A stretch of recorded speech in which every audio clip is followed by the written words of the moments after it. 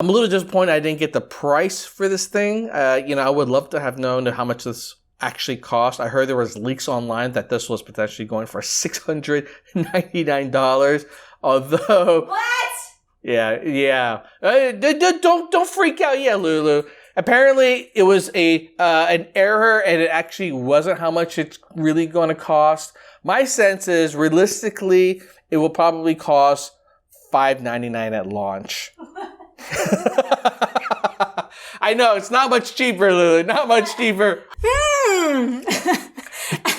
I'm bad at math, John, but you're telling me $5.99 is still not $600? $5.99 is not $6.99. It's $100 cheaper. It's still cheaper. Oh, God. Look, if it's $4.99, does that sound better? Yes. All right, here you go, Sony. If you make the PlayStation 5 $4.99, then I will buy it day one, stand in line, midnight launch guaranteed. Okay, to be honest, I still will buy it at $5.99, even $6.99, because it's my money and I'm a gamer and I don't care what other people think. All right, PlayStation 5 official console reveal. I cannot wait to see this. The event is going on right now as we speak, and there are 3 mysteries here that I'm really curious about. The first one being what the console itself actually looks like, the final rendered version, the one that we're going to be able to get on Christmas Eve, unless you're like one of those people who want to camp out overnight when it first launches. Like me. But yeah, I want to know what it looks like. And the second, I want to get a sense of what the new controller looks like, because there's been hints that they're redesigning it. They're actually moving away from the kind of design that we've gotten used to. And quite frankly, I really, really love. I'm a little bit hesitant to embrace something that's new when I'm already so used to what works. I don't want them to change the shape too much because I like the way it is. And the third one is price. I'm curious to see if they reveal the price here, all right? So, all right, Sony PlayStation fanboys, this is it. Let's check this out. And away we go.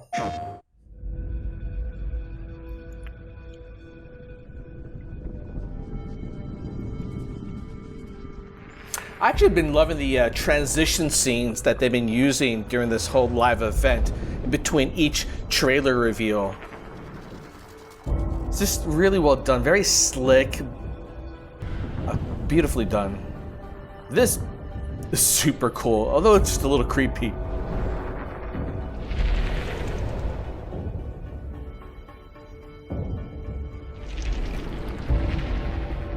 Actually, that's super cool. Can you imagine actually having a wall in your house that can actually change shape like this if you want to have a different design? Like very modern art-esque. It'd be cool if the balls could change color to kind of capture like a 3-dimensional world on that one side of the wall. But it feels like I'm making stuff up as a dream, but you know, 20 years, this kind of technology is going to exist. All right, are you going to reveal the PlayStation or not here, y'all?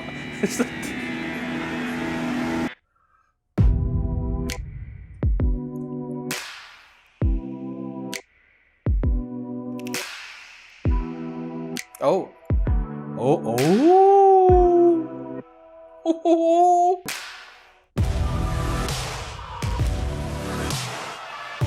That is slick looking. You know what it looks like? It looks like a zoomed in close sort of look of the Avengers Tower from the movies.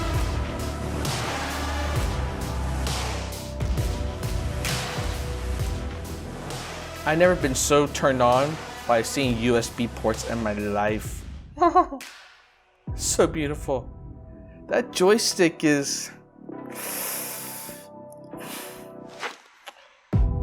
I don't know if I like that. It looks like it curves in a little bit, and I kind of like how they kind of jut out a little bit the way they look right now.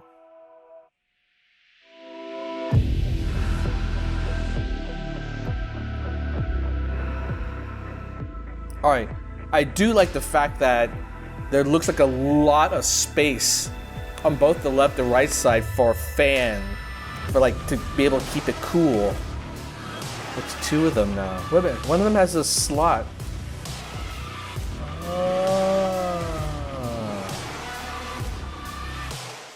I think I would still get it with the Blu-ray DVD slot. Dual charger, okay. HD camera, okay. Wait a minute. Is this the base package? Does this come with all this? No way. This looks like a family portrait that you see on the back of an SUV of a family, mom and dad and all the kids. All right, closer look at this controller here. Now, haptic feedback, it's interesting. It's the kind of sensation you get when you are like on your smartphone, like the iPhone. A little bit of that rumbly sensation, not quite like rumble. It's like very, it's responsive to touch, I guess is one way to think about it. Okay.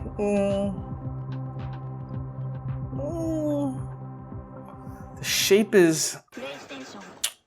Let me take a look at the shape a little bit more carefully here. I mean, from the way it looks so far, my concern about this joystick is twofold. One is the way it kind of smooths around the edges like that. I never quite like that sensation. I kind of like it where there's a little bit of indentation around where the buttons are, because that's kind of like where your thumb naturally rests. I don't want to like sit too high. And second, the way it kind of wraps around the bottom, the two sides, I like the way it's currently designed because it creates a nice sense of a grip. Like in other words, I can hold it very loosely without it ever feel like it's going to fall on my hands. My concern with this sort of slickness is that it could kind of feel like the joystick's easily falling out of your hands. That being said, there's only really one way to know whether or not a joystick is going to feel good, and that is if you actually just pick it up and play with it for about maybe 30 minutes. Not even like the first 5 minutes. You kind of have to sit down and kind of get used to it over like a 30-minute period, because that's when I find out, like as an example, like how the Xbox joystick was one that I actually initially really liked, but the longer that I played with it, the more my trigger fingers up here really started to hurt, because the trigger buttons have a rather tough spring to them, meaning that you kind of have to really hold it down with a little bit more effort than I'd like. And so if you're playing games where you're holding down the trigger finger, for long periods of time, like any sort of adventure game where you're running around constantly, or a racing game where you're holding down that trigger all the time, or a shooting game where you're pressing it a lot, my hands really start to hurt. And so that to me is just like one of those things you never know. And that's not saying that the joysticks are badly designed, because ultimately every joystick really kind of depends on the size of your hands. Which also is one of those things that I kind of want to raise here. I hope they do actually have two different sizes for the PlayStation 5 joystick, because I heard of a lot of people who have bigger hands and they really like the fact that there is an XL version of the joystick for Xbox and a regular size version. So the joystick matters, because ultimately, no matter how many of those third-party joysticks that come on the market, whether from Mad Catz or even from like Razer, nothing ultimately beats the feel and the responsiveness and the quality and the longevity of a first-party joystick. Like Sony and honestly Xbox too puts a lot of effort to create really good controllers. So my hope is that it just feels good in my hands. But yeah, I have to say, this console system looks absolutely super slick. My concern here for this system is that it looks like it can only be kept in one position, which is vertical. I didn't see how it could be placed on its side. I guess anything can be placed on its side, because ultimately, like, a PC, it doesn't really matter which position you put it in, as long as you don't block the front plate where the DVD comes in and out. But even that only matters if you decide to get the one where you get the Blu-ray system in it. You can't get the digital one without any way to, buy retail games.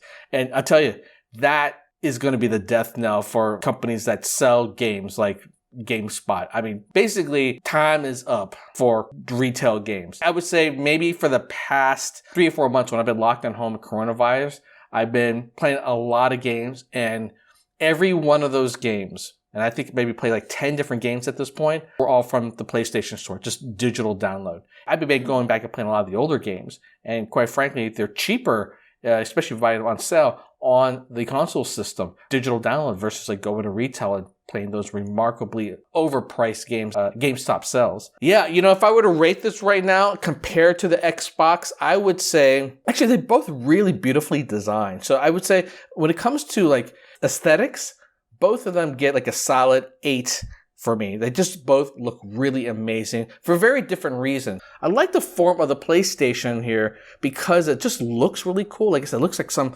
futuristic high-rise, but I'm a little bit concerned that it can't be turned to its side. It looks like it's only designed to be a vertical system here. All right, you all tell me, at this point, are you sold on the PlayStation 5? Are you convinced this is the one you're going to get? Are you going to get it on launch day? I want to hear y'all sound off right now.